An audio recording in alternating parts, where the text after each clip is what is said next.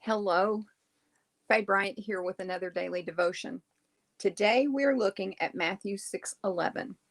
Give us today the food we need. Let's talk.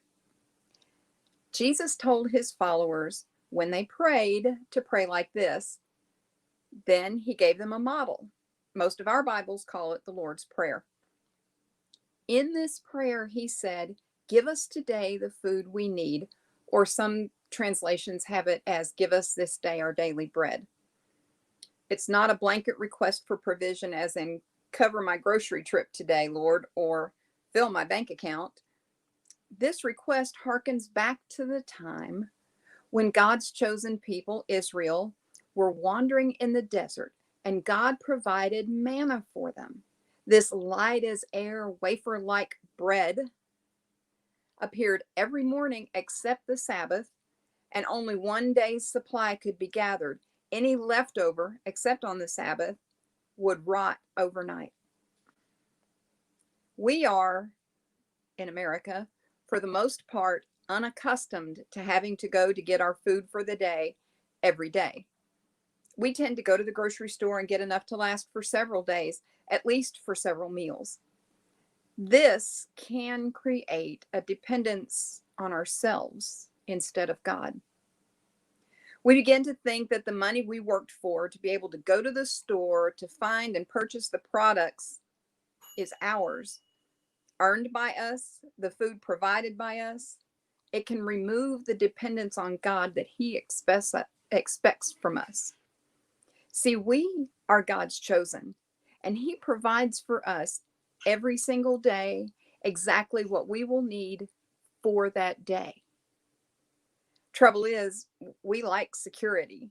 We like knowing that there's enough food and other necessities stored up to take us through whatever may come. We go out and get extra, stockpiling what we can against the uncertainties of life. God expects us to be utterly dependent on Him. That doesn't mean He won't allow us to stock our pantries, but it does mean our hearts must be focused on Him, not on taking credit for the supply of our daily needs. A number of years ago, I was in the position of not knowing how I would be able to provide the next meal for my son and myself. The supplies in the pantry were gone, outside a few spices. The refrigerator held a little milk. I was working, but mine was the supplemental income, not the breadwinner. And my wages were barely making payments to keep the roof over our heads. It was scary. God provided for us in surprising ways and taught me that I don't have to worry for tomorrow, and that from my abundance, I can help others. All that to say, don't seek tomorrow's supply today. Don't look for the protections of tomorrow to store up today. Don't take on the troubles of tomorrow today. Live only today, today. If you're in need of provision for today, pray, asking God for that provision and follow His lead. Get off your pride and let someone know.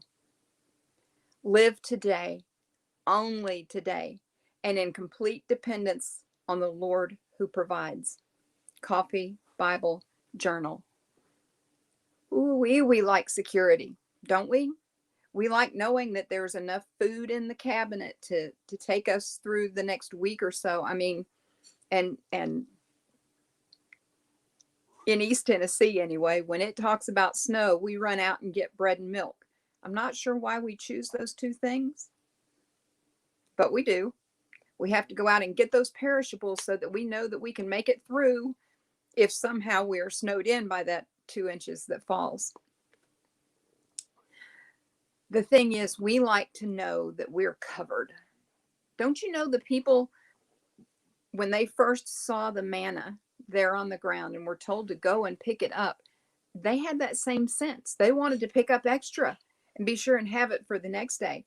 Was it so they wouldn't have to go out the next day and pick it up? Or was it because they wanted to feel secure? I don't know.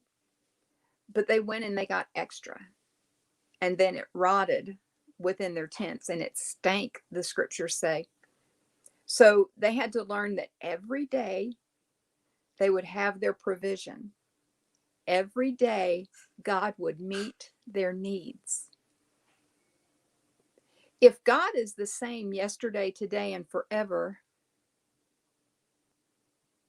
doesn't that tend to make us think that He will provide for our needs every day? And yet we don't live that way. Now, I'm not saying don't go out and buy a week's worth of groceries at a time. I'm saying, where's your heart? Where's my heart? What am I thinking when I go and get those groceries? Am I thinking, Lord, you have provided such an amazing bounty for me? Or am I thinking, I got this covered? It's our heart. It's our heart. And sometimes we just need to get that right back, focused on Him instead of focused on us.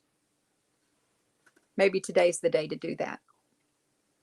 I hope you enjoy these moments when we get together and we talk about the Word. We talk about how it applies to our lives. I hope that you learn how to do this for yourself, to look in the book and say, okay, how does this fit me right here, right now? That's how we start walking a faith walk that will live with us forever. I hope that you will like my page and subscribe on my YouTube channel. I hope that you will come back and see these things again, that you will share them with your friends. Until next time, I'm Faye Bryant. Bye.